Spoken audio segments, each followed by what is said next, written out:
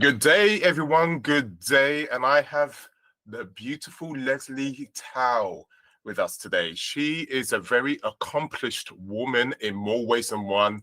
And I see her like women do this anyway, superwoman with a family. So not only is she juggling business, but family. And women do this very well. But I'm going to let Lesley just describe exactly what she does, where she's going, and then we're going to go through the flow to find out what nuggets of gold we can give you today. Lesley, welcome. Nice to see you. Hello, Eli. I love your deep voice. It's great. It's a voice you want to wake up to, awake everybody up. Yeah, well, okay. Well, let's hope I don't scare anyone in the meantime. Hello. Full of energy. Love it. Right. So Okay. So I need a bit of guidance from you. So where should I start? Because so basically, let's give us where you're at the moment. What do you do with your business, and where are you headed? And then we'll take it from there. Sure. So in business, my main business, I've got a few businesses, but my main source of income, it's from property. So we have a property management business in Cambridge, and we have a lot of units that we manage now. I built the UK business up with my partner when we relocated back, which is at the end of 2018. So it doesn't seem like that long ago, does it? No, not at all. No, but it was taking skills and experiences that we learned previously, because we've been in business for a while, and readapting it to the UK.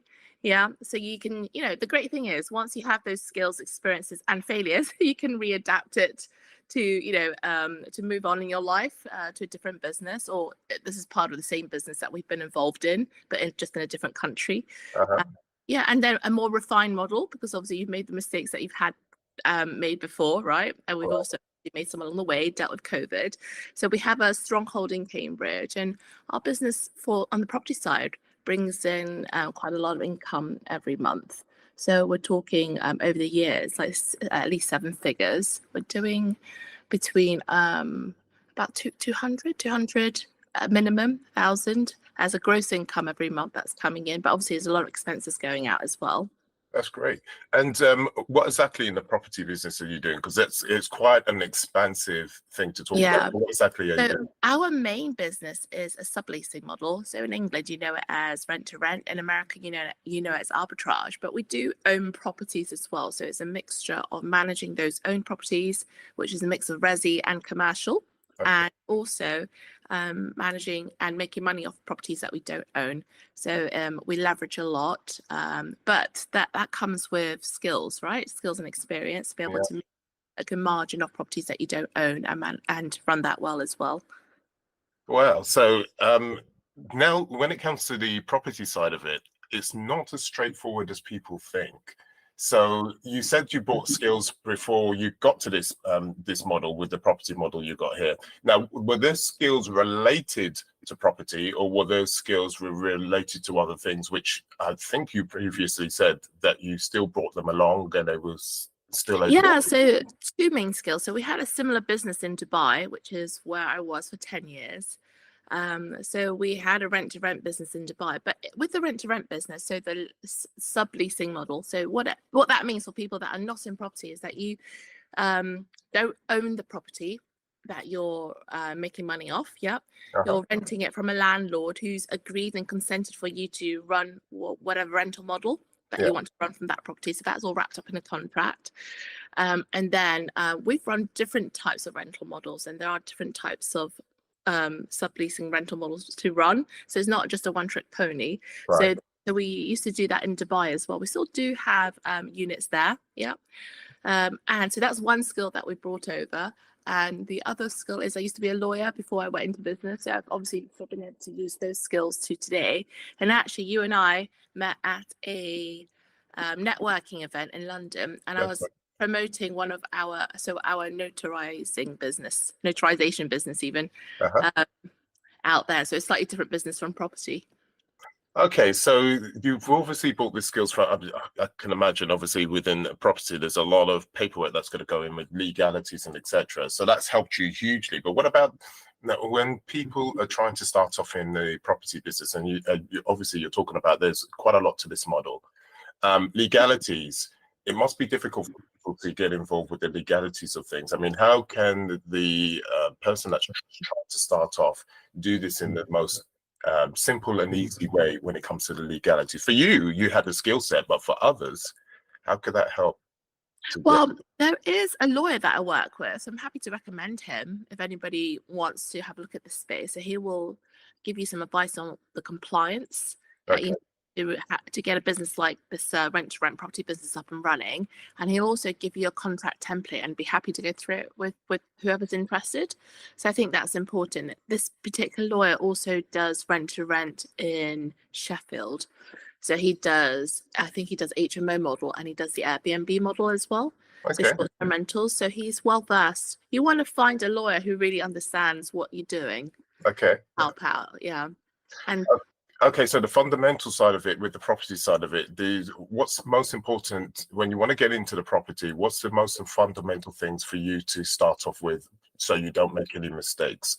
So law is one thing. Is there anything else that's got to be taken into consideration at the beginning stage?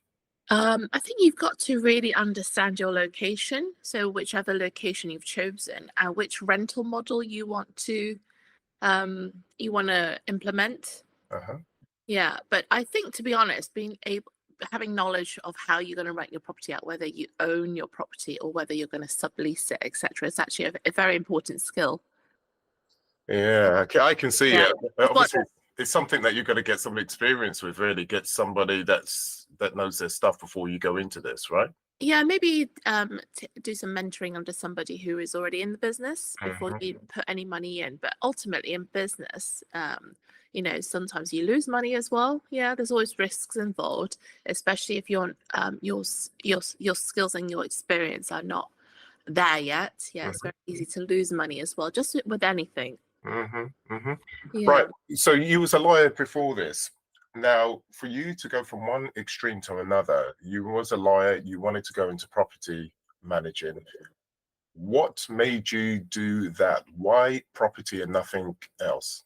So this is when we talk about challenges. But firstly, I've always enjoyed property because my family have always done property in Cambridge, so I've had that.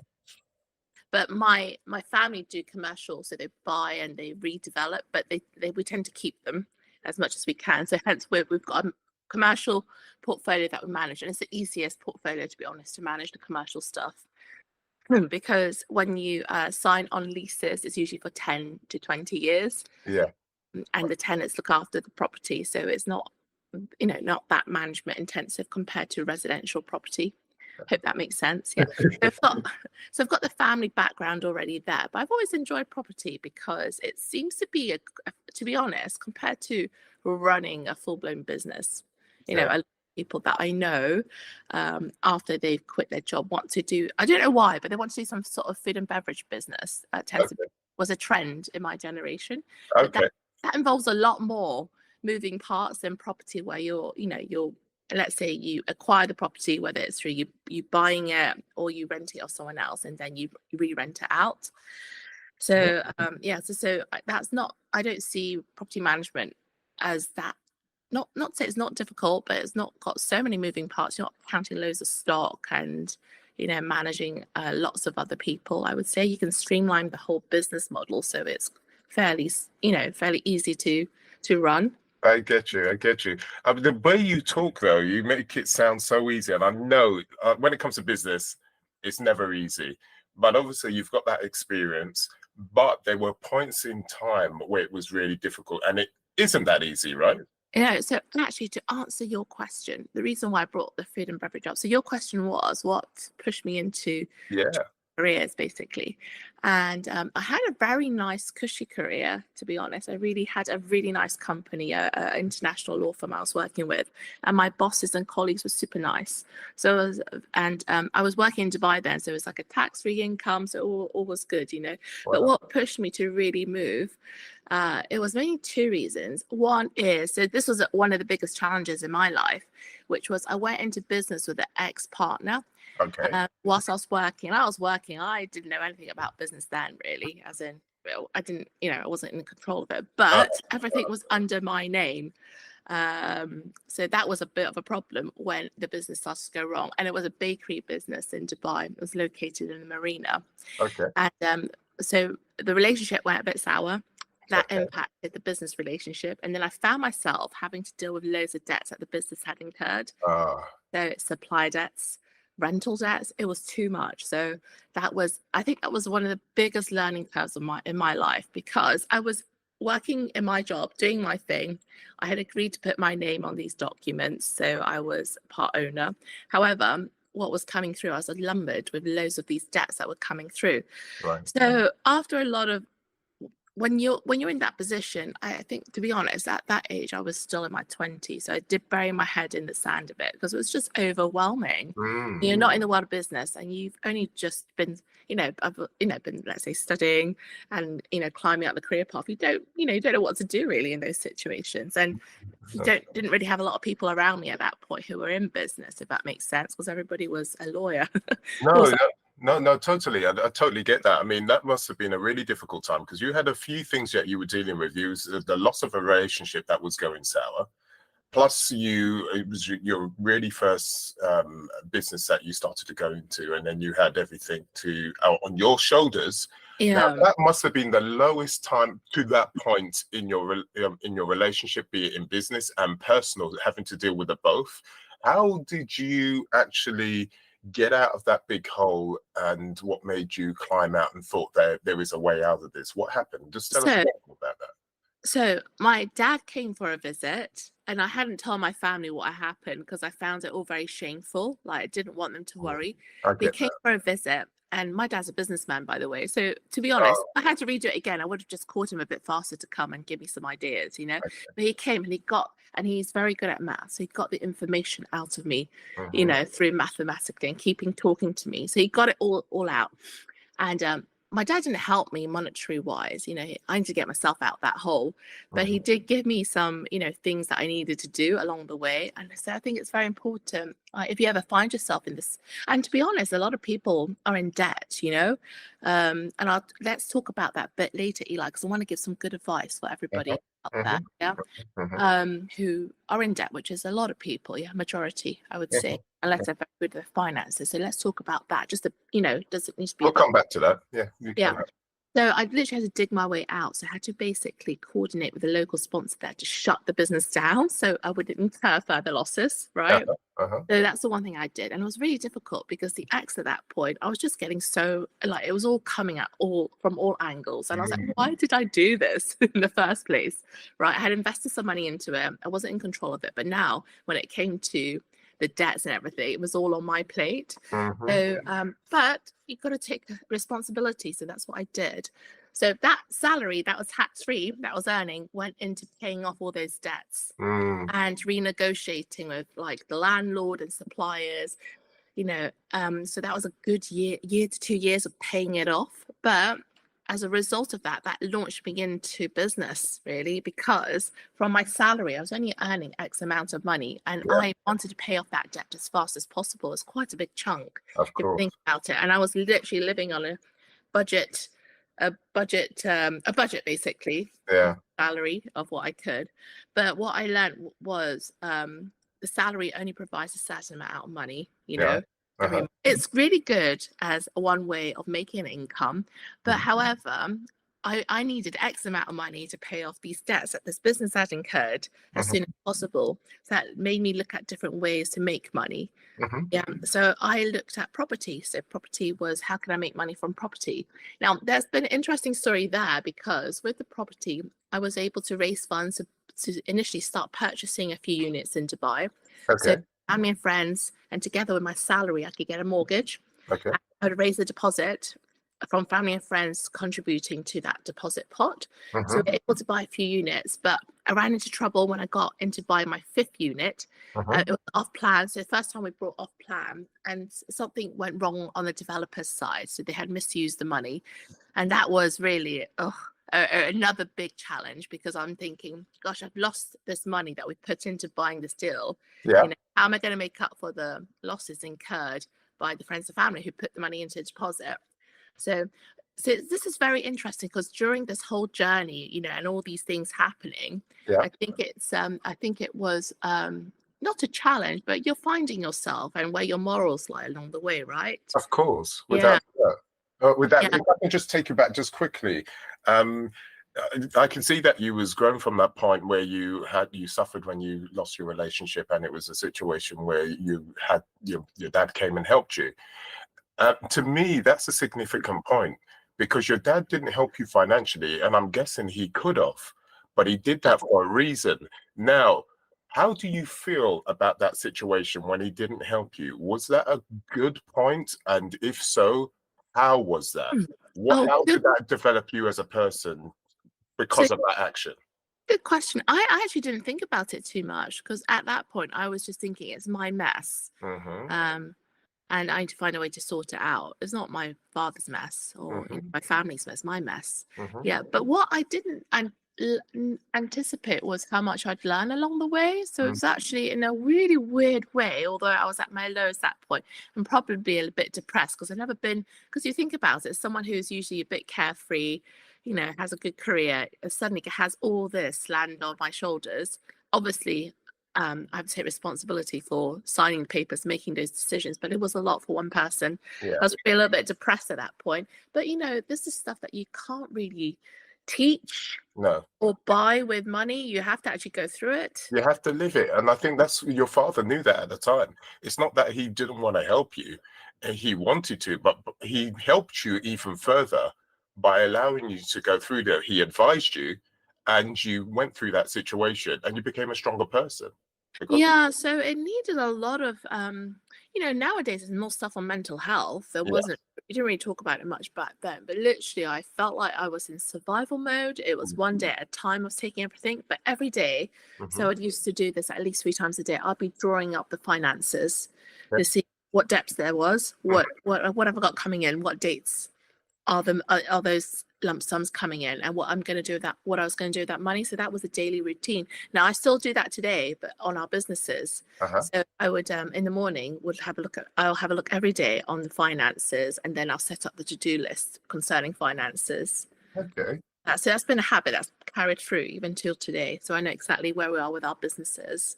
Okay, so this habit actually is not just good for the property side of it, but it's a good habit just for any business or even from a personal point in your life to keep in touch with what's going on. Yeah, so even on a personal level, like I have a budget for the household now, right? So I'm looking at what are we using, what do we need every month, what are we bringing in, to our household, Yeah. my budget Yeah. for groceries and household stuff, etc., and what amounts of money I can allocate to invest for my family. Yeah. Yeah. So yeah, it could be done at different levels, same skill set though. Wow. Yeah, it's always the simple things that make a significant difference. But okay, all right. So we've got through the journey where you went through some serious pains in the past. Your father helped you and helped you learn a very good lesson. But the debt situation, let's come down to the debt. You realized how to help to pay the debt and how to accumulate that together. Now, you wanted to speak about that.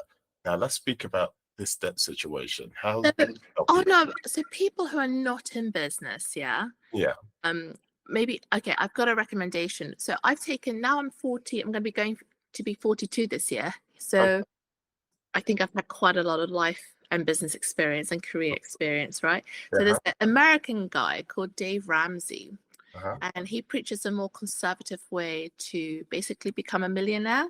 Yeah, Okay. it's better if you start young, but he advocates, and I strongly support his avocation, which is to live a debt-free lifestyle. So that means no credit cards, Mm-hmm. no personal loans, no car debt. Mm-hmm. Eventually pay off your mortgage as fast as you can. Yeah. Yeah. So that you live a lifestyle. So it doesn't matter if you're working, yeah, and or you run a business, yeah. But you've got a certain income coming in. But after Right. you get rid of those debts, maybe not the mortgage, that usually takes a bit more time to pay off, but you should be making contributions for overpayment if you can, so Yeah. that reduces the amount of interest you literally pay the bank, so you save massively on that. Yeah. Uh-huh.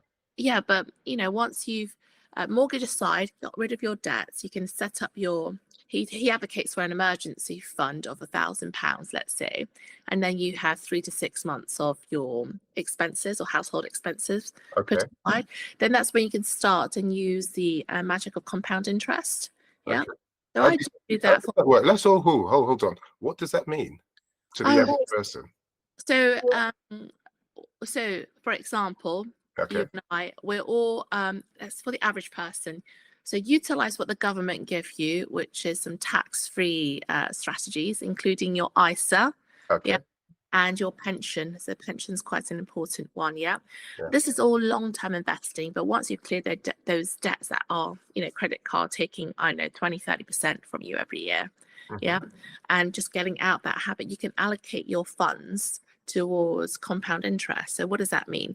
So that means putting it into, for example, an index or mutual funds that generate 8 to 10% a year over a course of 20 years. Okay. And then and why the ISA and the pension is important is because those are sort of tax-free vehicles that the government have put in place. So for example, the ISA, you can contribute up to 20,000 a year, yeah. But most people do it wrong. They put it into a savings account that doesn't even generate that much. Yeah. There are some savings account out there that give like 4 to 5%, but it's only for a limited time, like a year or two. Okay. The trick that people are missing is that they need to open a stocks and shares ISA and get that money to work harder for them. Now, I'm not a trader, but I like index and mutual funds. Okay. So yeah, so basically it's a collection of different companies you get to choose, yeah. That's Different right. companies and that perform well, it goes with the market, yeah. And there are going to be ups and downs, but this is long-term investing. So if you keep your money invested in this kind of vehicle, so with the ISA, the interest that you earn, so if it's over 20 years, 8 to 10% you're earning over that 20 years, it's going to be about, collectively, if with your capital interest, about $1 million, but the interest you earn on that is a significant amount over 20 years and tax-free. So that's that's how you can let's say become a millionaire without even having to open a business, and you can stay in your job as well if that's what you enjoy. Or when you get to that point, you might decide to retire early or cut back your hours. So it's definitely, so the younger you start, the better. Yeah, I mean, this is very clever. I mean, most people will not know about this, and obviously most people don't want you to know about this. So I'm glad you've broken it down quite simply. Yeah, and for my kids, so you can open a junior ISA that you can contribute. So this will be interesting because I know you have kids. So I don't know whether you're doing it or not, but something to look into, Eli, which is you can open a junior ISA and contribute up to £9,000 a year for the kids. Okay. Using the similar method, it gets invested into some sort of fund. Now, if you don't have that amount of money, you don't need to invest that much, by the way. We all need money to live off. But even a couple £100 or £100 a month towards, because the thing about kids, they've got time. So that's amazing. You've got time, to start making that compound interest work for them. Yeah. So that's a very powerful tool, especially when they're young. Yeah, I can see that. God, that's some gold you've given us, without a doubt. Like I said, most people don't have a clue of it, but like I said, you've broken it down really easy. Let's carry on with your journey that you was. Sure. Unfortunately, I stopped you at, but go on, carry on with your journey. Yeah. So what happened? So I was buying property in Dubai at that point, and then it got to the 5th property, and it went a bit pear-shaped because the developer, something happened. They run off the money. And it was also another one of those situations where you just can't bury your head in the sand. And it was a new situation that had come up. And I knew, because I worked in litigation at that point in Dubai, that it would be fruitless to go through the court system. It was so expensive, everything Arabic. So I would have to need to get it translated into English. So the best thing to do was try and reach some sort of negotiation point with the naughty developer. Yeah. It's kind of a little bit like the Wild Wild West then. Yeah, because they weren't supposed to touch those funds. It should have been in a protected escrow account, which all the documents are lined up, but who knows, right? What happens? So I negotiated. I managed to get all the money back, but for 10% that went into lining the pockets of that property manager running that office. So it was all a bit uncouth, yeah. And that 10% came from my pocket. So basically, at the time, that was damage limitation. Yeah, But I was so happy I managed to get that back. But Yeah. it was strategy. I Hmm. had to get a really good friend of mine, an Arabic speaker, to come in and negotiate for me as well, because they didn't want to deal with anybody who didn't speak Arabic. Let's put Yeah. it like that. So it was all very interesting because at that of me being a female, not able to speak Arabic, etc. That was very interesting because what it's like outside of the UK. You think that the UK is racist, or Yeah. there's been and there probably is some elements of racism here and there, but if you go to another country, it's like really bad. Yeah, and sexism as well. But anyway. Oh my God, the things you've gone through in your life. So that was a really, really difficult time because you've got all your money actually locked up. They won't deal with you because number one, you're a woman and you don't speak the language. Yeah, So and I'm Asian. And exactly. Yeah. So how did you deal with that situation without pulling your hair out? So you gotta have a think. Okay, if this is not working, what will work? So who will they speak to? They need an Arabic speaker. I got a friend in who her parents are quite well known, like very in the Arabic community. So it was this lady, yeah. Okay. They brought her in. If that didn't work, I would have had to ask her to ask her dad for help, but I didn't want to do that.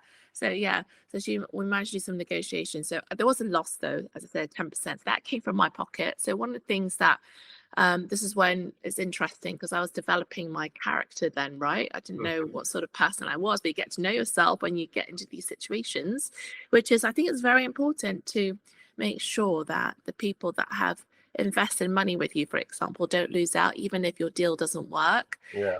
Because like the friend and family's money, I know that they work very hard to save up these little pot money. Yeah. So, but it's ultimately a personality trait. Yeah. But it's good to be a bit more like that, if that makes sense, without sounding too preachy. Yeah. How did that make you feel, knowing that your family's money was in there? That must have made it quite nervous. It knocked my confidence. Yeah. I was like, okay, so I stopped buying property. It knocked my confidence. I was like, I don't want to keep raising these deposit amounts. It's quite a chunky amount. And also my salary could only take me so far in terms of getting a mortgage. Yeah, they don't look at your rental income and things like that at that point. Okay. Yeah. Although they do that in England, it's slightly different systems. Yeah. So that's when I started to look at the subleasing model. And I was like, okay. So in Dubai, then I did the subleasing model where it was room sharing. So it's known as HMOs in England. And that really worked very, very well. I could get a $2,000 net profit in from each unit. I how do I say this? I not built up, but I structured. Yeah. And so that really replaced, and the startup cost is not as big because it's not like we're buying a property.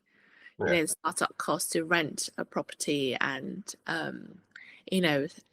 segregate the space and get it ready for rental was, and the running cost was, it was $2,000 was a great return for the deposit amount. Sorry, the startup costs even. So I was managed to get a few of that in, I think 5 or 6 units, I remember, and that already had replaced my salary, my salary by then. So then it was a question of, do I stay in my job? Do I leave my job? What do I do?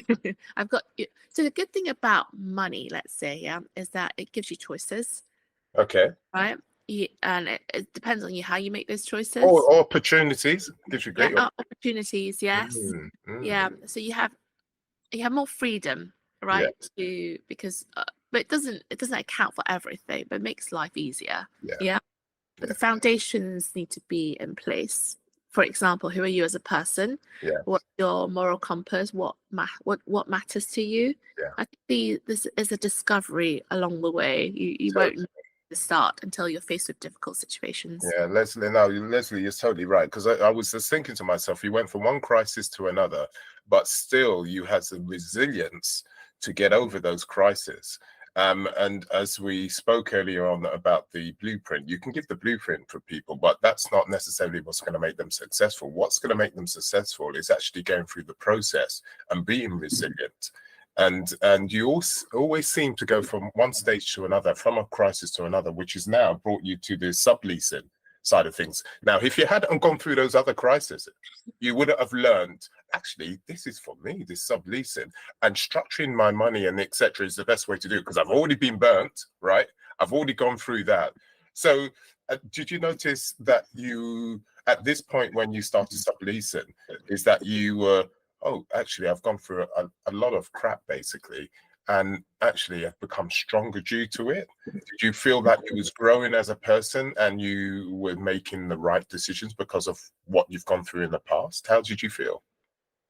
That's a very good question. To be honest, I probably didn't think too much because I was on a bit of, bit of a roll. Roller coaster. Yeah, roller coaster roll. So I probably didn't really think too much about it, but it, you reflect on it, and obviously all these things happen for a reason, and nobody can just, unless you had, unless you get mentored by a very successful, like let's say Donald Trump's your dad, right? Yeah, I'm sure you would put all the bricks in place for you to become a successful individual, right? right. Yeah, but I think in life, a lot of things you need to learn. Now, the problem is some people get hit and they don't get up. That's right. Again, yeah, and it's very easy to do that. I think in my case, I've just have a very strong personality and I don't quit. So if something's not working, we think of, okay, what will work? And if something is losing, we think of what can we do to cut our losses? Okay. Yeah, most things are negotiable at the end of the day. So it's find a best solution. So even if you are losing, how are you going to lose the least? Yeah. Okay. Yeah. So you've always had this stubborn trait within you. So what is this belief system that you have? What's the underlying thing? Let's forget about business and etc. But there's something underneath that always spurs you to be stronger. Now, we know that you've got this stubborn trait with you. That's a natural trait. Do you have some kind of faith, some kind of religion? Is there a third party in the background that keeps you strong? What is it that's always that thread that's underlining when you're going through your life, going from one strength to another? Good question. I think it's three things. Yeah. Yeah. Because I like since then I have thought about things, but I think it's three things. One is obviously my family, the background. So my family, my grandparents came from China originally, but they had to flee during the Japanese occupation, and obviously, and they also didn't want to be under communist rule. Now we're very close. My grandparents are not around now, but we were very close with them when we were growing up. So they used to tell us about their journey. So on my mum's side, my granddad fought against Japanese, and then they had the civil war within China, right, where there were political parties, and he didn't want to fight anybody who was Chinese, so he fled from China to Hong Kong, and then ended up in Taiwan. So my parents, my mum and her side of the family, her siblings were all born in Taiwan with my grandmother, and then he came to the UK in the late 60s. Yeah, to work as a chef in Chinatown. He was a noodle master. So he'd seen a lot in his life. And so I had my grandma, yeah. And so my mum and her family, her siblings, came to England in London in the late 60s. And they obviously, life was not straightforward for them as well. But they've always been in business because they weren't educated. Yeah. That makes sense. Yeah. And on my dad's side, so my dad also is from Taiwan originally. So he was a superstar basketballer. So he was, but his father, so my granddad on that side was an army and a general, but was anti-communism. So they went to Taiwan, yeah. So he had a tough upbringing. Yeah. My dad and his twin brother, they all played professional basketballer in Taiwan, though. So they're not they're a bit over 6 foot, but they're not giants compared to standards. So there's that family background there, yeah. In terms of and my dad, when he came, so my dad's been a big inspiration as well. So family on my mum's side, that story from grandparents. So my dad's story is very interesting. So his mum her family was very wealthy landowners in China. Okay. Yeah, obviously, and that obviously got all taken away from them. But because she got married to my granddad, who was a general on the opposing Communist Party, so then they fled to Taiwan. So literally, she fled with a big chest of gold. Yeah. Yeah. So she had a very interesting journey, but all that money got lost because they didn't know how to invest. I see. Yeah. So they entrusted that money, I think, a mining business. Okay. our business is what they invested in, but it all went. Yeah. So there's a lot of family history there, and what a fool I would be if I didn't listen to these Exactly. stories from our grandparents and take heed of that. But anyway, so grandparents' stories, there a lot there. It's Yeah. very too much to cover in a podcast.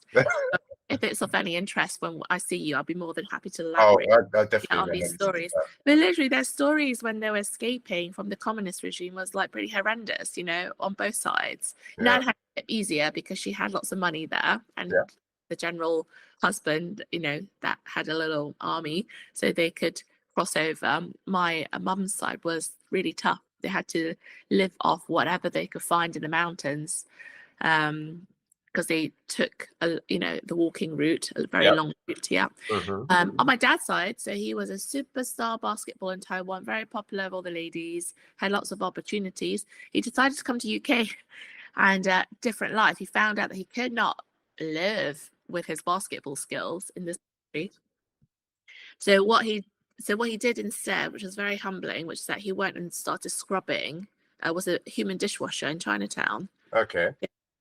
But my dad's very clever, so he worked his way up to being a head chef like very fast within a few years. And started his own business. And he failed in his first two businesses, but he kept going. But I as a child, I witnessed both my parents work very, very hard. So their first successful business and restaurant was in Cambridge, where we live as a family. Okay. And we were so poor at that point, Eli. So I was 3 when they started this venture. And I have such vivid memories that we slept in the basement. So although it's not obviously council health and safety worthy, but that's where we stayed, in the basement for a few months until they got the restaurant to make money, and then they could afford to move us out I remember I had the best times when I was in the restaurant, although it was the basement, but we were so poor that we didn't have a bed. I used to put the wooden tables together to make the dining tables to make a makeshift bed, etc. So I remember those hardships. So to be honest, I've been given an education, by my parents. They paid for it all. So these challenges that I ran through, although they were very difficult, who am I to moan and complain about it when my family have that history there? And can I just interlude just right there and then? So now listening to your story, where your strength really comes from, because you have a comparison, you understand from a child, and what it takes to become successful, even though you was happy in those times when it was really difficult. So because you were brought up with those values and those experiences, I suppose that's one of the things that have helped you be resilient coming to this point. So I've talked about family, talked about dad. His story was amazing, built him up through hard work and determination. Now, what makes my dad stand out is what he passed on to me, and I've been able to benefit from, was that competitive sporting mindset. Okay, break it down in layman terms, please. So my dad used to give me and my brother training, like get us up early in the morning to go running around the park and run around trees and do, physical activity. What, military style? That's terrible. I know. Because we jump around tree trunks and stuff. But what he was really doing was building up our mindset. So I've always, throughout when I was young, maybe not so much now, been into competitive sports. I think that is a game changer, because if you're of that sort of sporting mindset, you get knocked down, but what am I going to do to build, just because I got knocked down is not the end of the world, right? Even though everything's literally crashing down, what else can I do? So I think that's really helped. Now, the problem is not everybody has this sort of mindset. And I know, for example, my brother's mindset is a bit different from mine. Because he didn't go, so we had this thing in our family as well, because of the older generation, that the in our culture that they prefer boys over girls as well. So that lit up more of a fire in my belly too, as my brother didn't have that. However, I think that my mindset in terms of competitiveness and entrepreneurship is more stronger as a result. So these things. So I suppose with the situation, which is we know in China, is that boys are preferred over girls. You have to have that now, but I know that, but it's a situation that you have to fight so much more to get anything in life in any part of order. And I suppose that's what's helped you, as well as the mindset with your father getting you up early in the morning doing A, B, and C. But it's like, no, I'm just as good as my brother, or I'm just as good as whatever, and that's put you through that sequential order, being better. Yeah, like my thing was, well, my nan, she had a wealthy family, but they never gave her education, so she couldn't read very well, you know. Okay. And I always thought, like, the question was, was in my head was, why can't I? You know, there's nothing holding you back, like, especially if you're privileged enough to be born in a country like the UK. Yeah. You know, compared to the rest of the world, come on. Like, a lot of things that people moan about, if you really think about it, could, you know, really, you know, sorry to say this, and this is just a very general sweeping comment here, but it's a lot of it's first world problems. When you're in, you know, countries that are not so fortunate, where the government's not there to support you, they don't have pensions to give you when you reach retirement age, or they don't give you universal credit. Totally. And so everything is on you. It changes the way you are. You see things. Yeah. Totally. I mean, you're totally right. Especially when you travel, you see all these issues when you travel the world.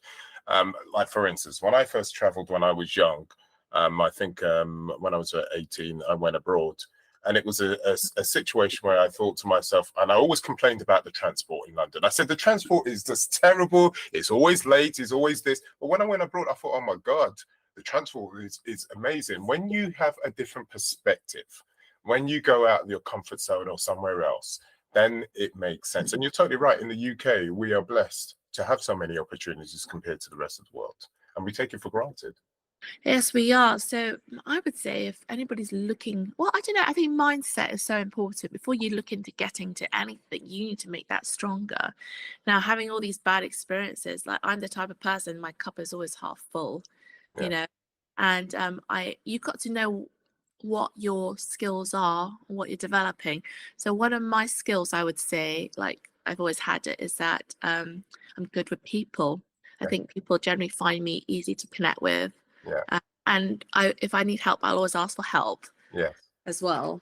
And that's very important. It's actually, I will say this for the listeners, it's just as important to ask for help as it is to give help. Because the thing is, if you leave your ego at home, you can go further by saying, hey, I don't really have a clue at the moment. Could you put me in the right? And that's how you grow, right? Would you agree, Lesley?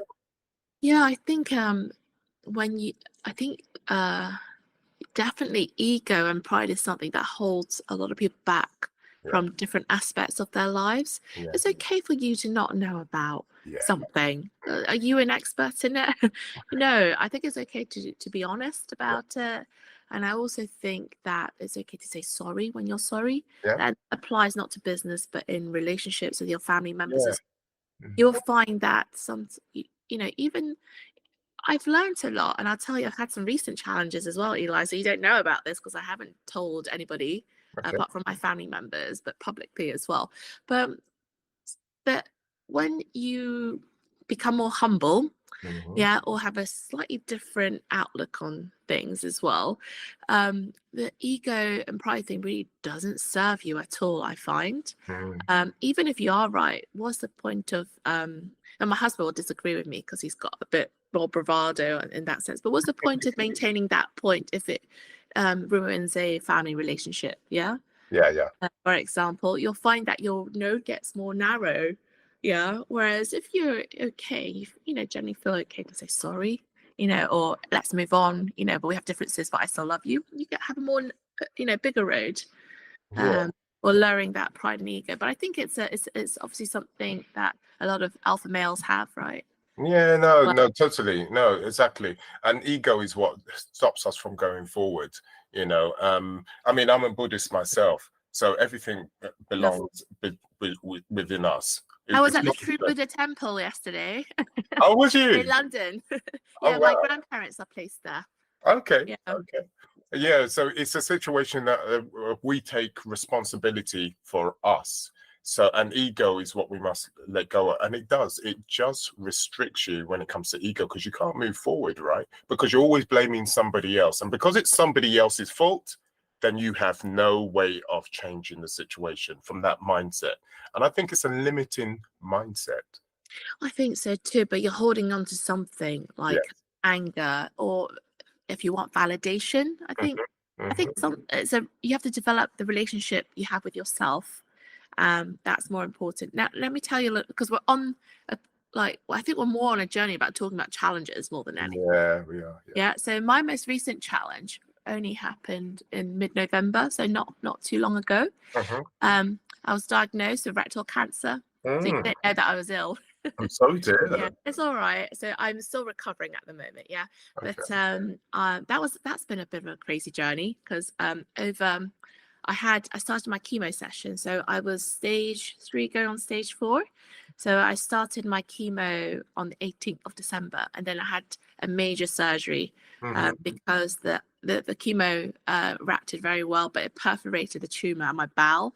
So I went into sepsis shock. So I went in for a major surgery, Okay. and they cut the tumor out. So there's an amazing thing that happens. They cut the tumor out, but I'm on chemo still at the moment, so that it gets rid of everything.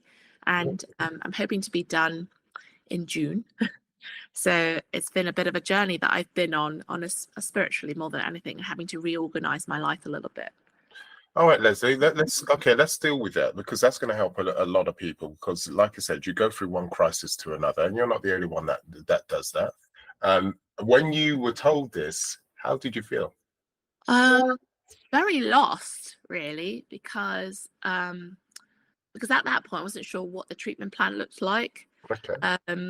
And I would recommend anybody here to go and get a private medical insurance Mhm. as well, because something as you do when you're responsible for yourself and you're an entrepreneur is that you give yourself more choices, right? Yes, that's right. It's really weird how things happen, but if you're Buddhist, you'd understand certain Yeah. things are supposed to happen in a certain way, right? Yeah. So I was really concerned because obviously I've got 2 young children. I've got one who's turned 2 a few months ago, and another one who's turning 5 soon. Yeah, Wow. Same here. I've got a 2-year-old just turned 2. All right, go on. This is important. and but I wasn't. So I was concerned about them, but they were my number 2 worry. My number 1 worry was my parents, because culturally and how I feel about them is, if I was to go, they would suffer a lot, right? They're losing a child. When you have a child, you kind of sort of understand how that feels even more. So they were my number 1 concern.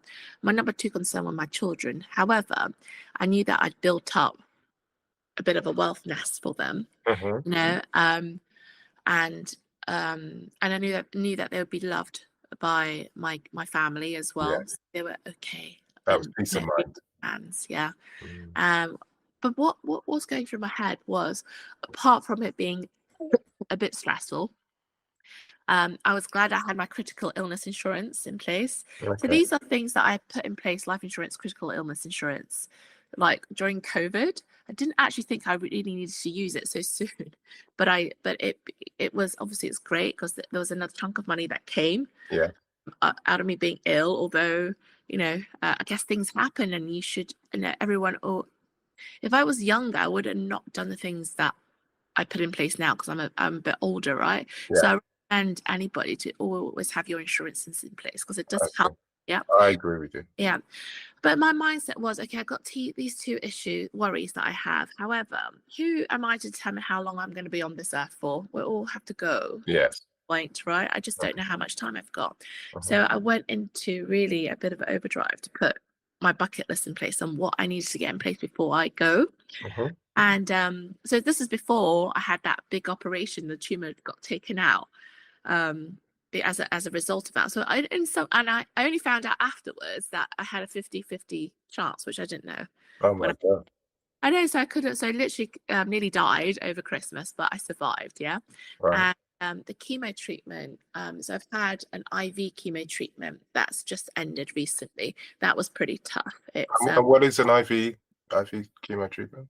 So basically, apart from taking tablets, depending on the type of cancer you have, they'll put you, it's a catheter, they'll put it Okay. through your arm. In my case, sometimes they might put a pick on you, which is permanent. Yeah.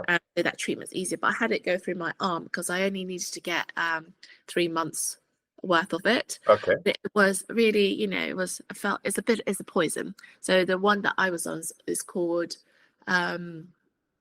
I can't remember the name now. Chemo brain. Okay, all right. Yeah. Something. No, I can't even remember it. Yeah, but Okay, cool. it's a pretty toxic sort of chemo treatment, Okay. and I would be in bed for 2 weeks afterwards, I would say, until I recovered. Mhm. Yeah, so that was really tough. Now I'm just on tablets. All right. But that's a more recent thing. And how to manage everything has been, without the support of my family, I wouldn't have been able to do it, because my kids are very full on. They're two very energetic boys at the moment. Okay. I'm only just getting into dealing with them this half term, really, Mm, because being well enough really to be with them more, like, have them with me. yeah. Otherwise, I've been recovering at my mum's house, but I live down the road from her, so literally it's, I know, 2-minute walk between the houses. Yeah. Yeah, but the mindset thing has been, very It's strong. So it's got you through. I mean, obviously, this is another crisis thing that's getting you through, and having that support yeah. system is really good too.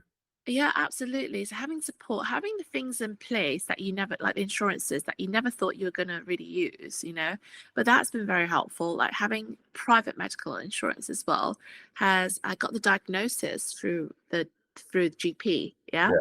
But because the treatment plan was a little bit slow getting started, I had the option of going private. That Yeah. was by the insurance, and that's what I did. And thank goodness I did that, because I, had a good surgeon, a very good surgeon, Yeah. who dealt with my tumor.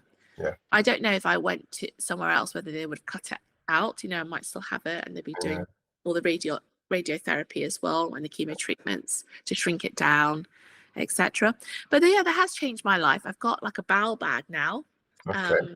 My bowel, so I've got a stoma bag. Yeah. Okay. That will all be my bowel can be sewn back in, but that's another operation, which I think I'll do early next year. Okay.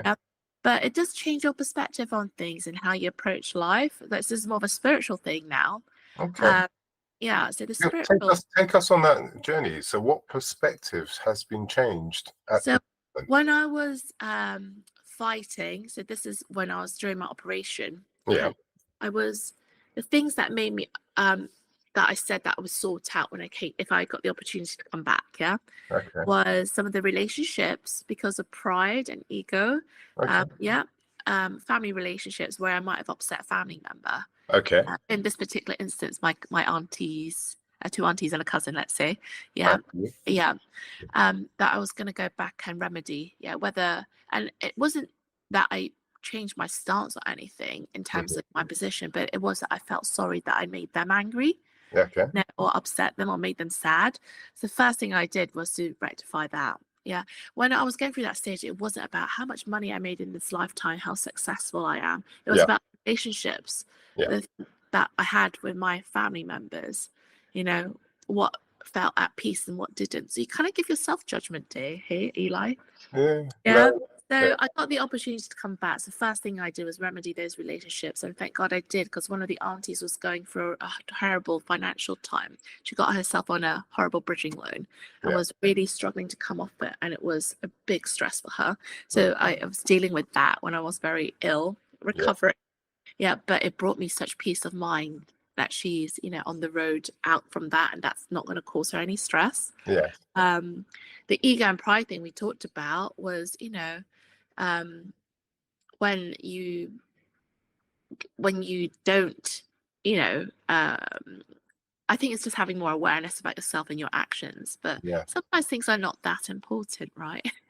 Well, Your viewpoint, no one else has to accept that, and vice versa, right? It's just, totally. Totally. Well, I like I said, right, you've gone through this situation where it puts things in perspective, what really matters. So it's another thing that's riveted you to the center and made you think, right, okay, I'm successful in A, B, and C way, but what really matters is, and you've dealt with it.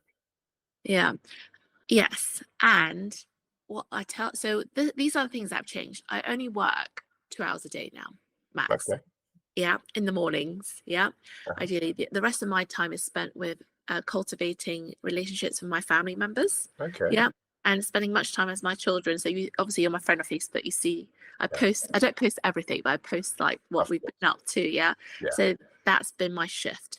I think what happens is that when you get onto the route to especially entrepreneurship, or sometimes it might just happen because you made a big purchase, for example, a house, a car, right? Yeah. That you've got more debt that you want to pay off. Yeah. You can become a workaholic. I was a bit of a workaholic because I was in business. I'd be working all the time. But now it's what I've done is become more efficient and packed what I need to do in those 2 hours. Okay. And if certain things don't fit my criteria in terms of what I do in my time, I just say no. Actually, that's a good way of seeing it, because I've spoken to someone else who actually has works 4 hours of the day, and he's far more efficient compared to someone that works 8 hours a day. And even in those 4 hours, they get far more done. So by restricting yourself, it does make you more focused. Yeah. You know, without a It's doubt. more focused on what you want to do, Yeah. your etc.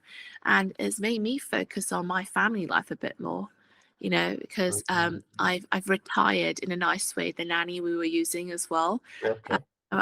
There's a focus on me to make sure that my family eat well, because during the time I've been off ill, it's been Deliveroo. My husband doesn't cook, but he should learn how to do it. Yes, MP, he should. Yeah. Husband, if you're listening now, you've heard it from here. You should learn how to cook. Yeah, because it's more nutritious for the Yes, it family, and you can have a bit more hold over your budget as well. So what really is important, and it might be different for everyone else, yeah, which is what are you going to prioritize? So I've spent a lot of time, on business, on how to make money, although that's still important, but it's not the most important anymore. Because you have a reflection on, oh, am I sacrificing this time whereas I could spend it with my family? Now, you might know the story, by the way, but it's about a fisherman who was just happy, like, selling a few fishes a day.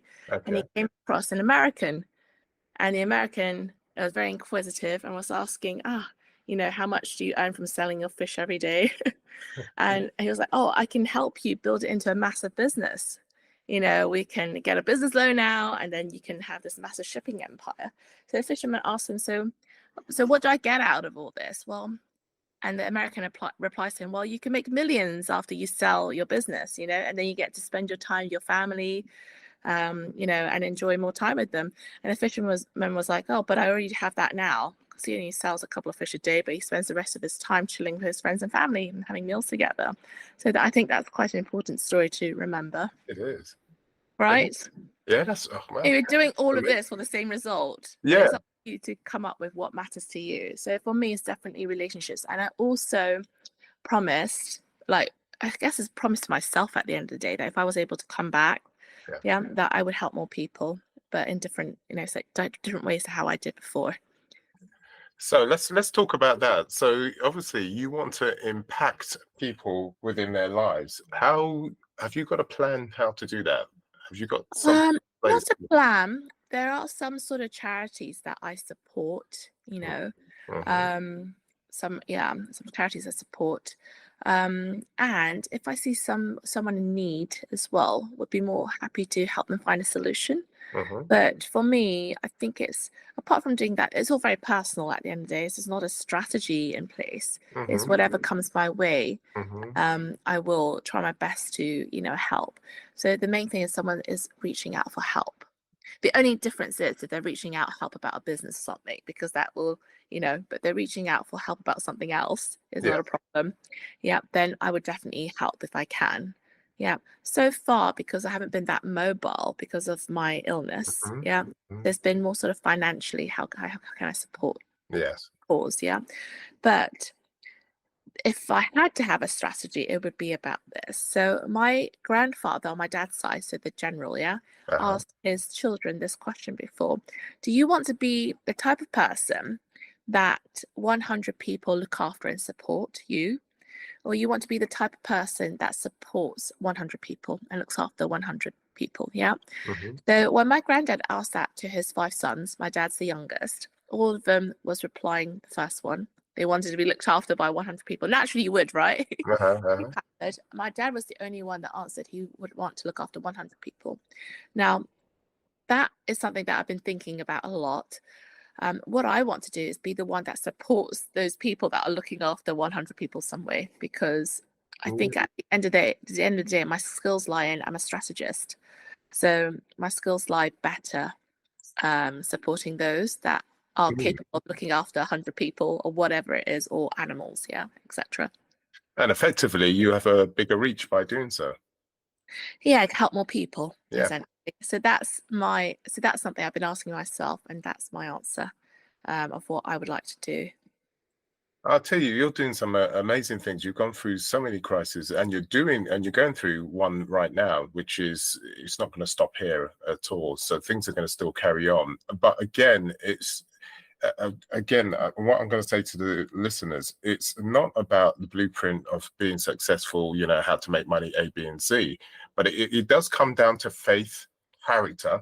As you can see, Lesley here is, you know, is working and growing herself and spiritually strong. Can I ask you, Lesley, from a spiritual point of view, is there a religion that's pushing you through also? Is there a faith system, or is it just knowing what's right and what's wrong? Oh gosh, it's a very interesting question. So I grew up like I believe in Christianity, yeah. Mm-hmm. However, I've been exposed to different faiths, yeah. So there's not a wrong or right religion, Mm-hmm. yeah. I believe in the way of life. So going through this experience, I think it's just my spirituality.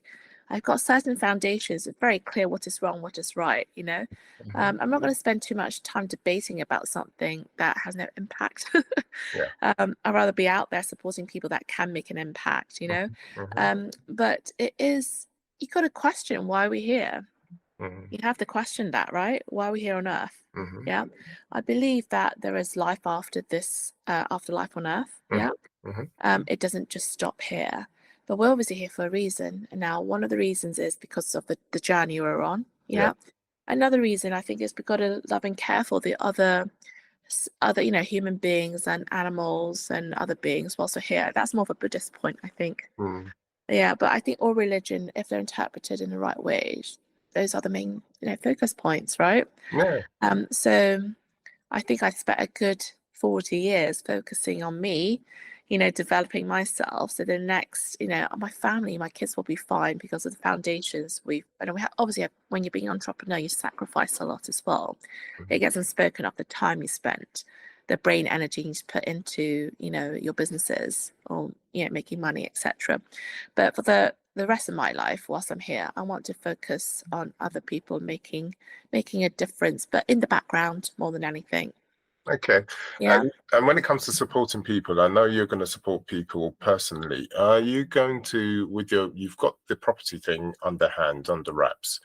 Are you going to, are you doing some kind of courses or some kind of mentorship or anything like that when it comes to that? Very good question. So I used to do property mentoring, but I came to the conclusion when I was going through all this, I really don't enjoy it. Okay. And I don't enjoy it because I think how I want to go about helping people should not be about just making money, you know. Mm-hmm. That's a journey everybody needs to go on, and it's really hard being a mentor because not everyone is successful as well. There are students that are and some that aren't, but Yeah. it comes down to the mindset, and that's not something that can be taught in a few months, I would say. Yeah. Something that's constantly developing. But I would say that Dave Ramsey, okay, he's got some books you could get off Amazon.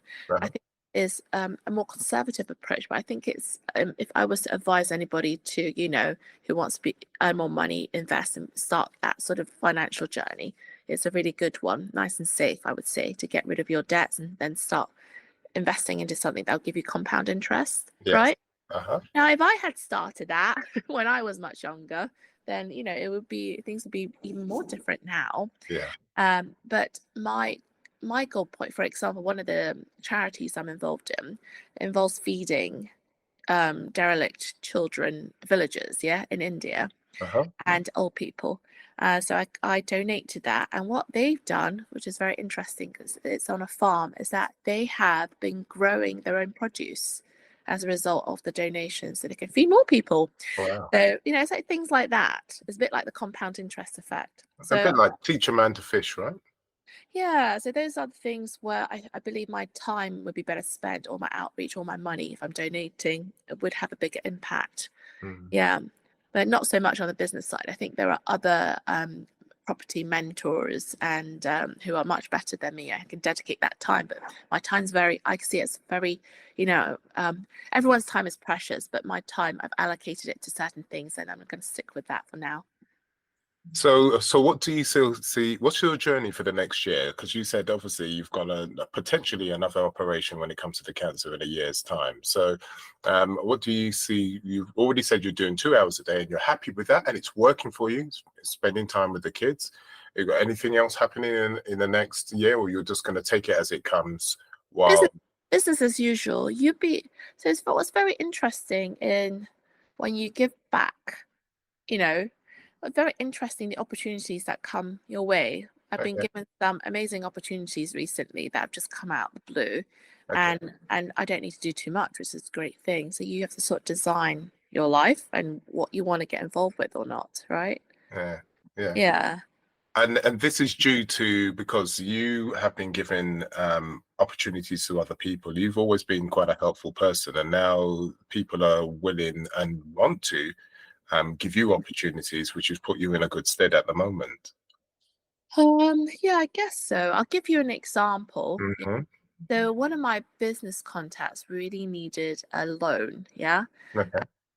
And he reached out to me last minute, and I had this money available just sitting around.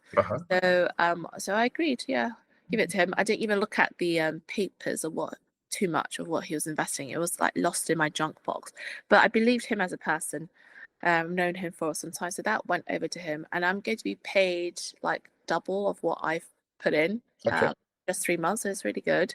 But also as a result, he's going to give me an equity share, which I didn't ask for.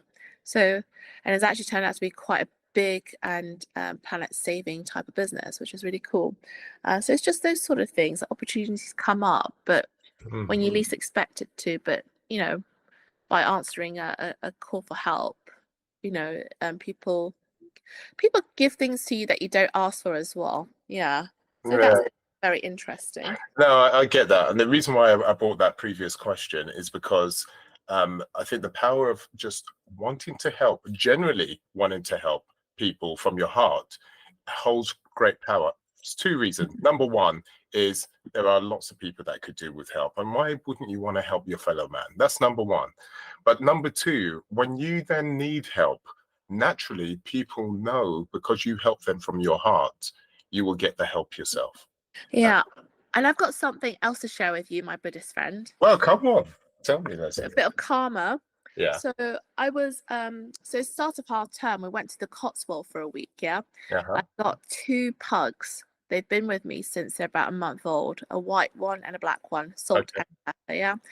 And so we went on a walk at 7 a.m. My brother-in-law and my brother, we brought 2 of the kids with us, yeah, in prams. So my brother-in-law was walking the 2 dogs. But anyway, they went to the park, which was opposite a small road.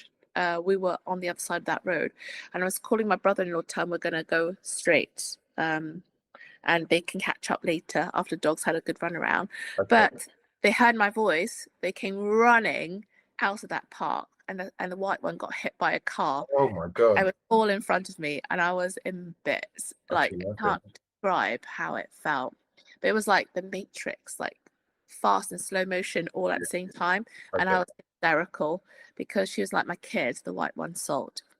And I thought that was the end of it, because I saw her get hit, saw the thump. Saw her literally get bounced and sort of roll in the air, and really then dramatic.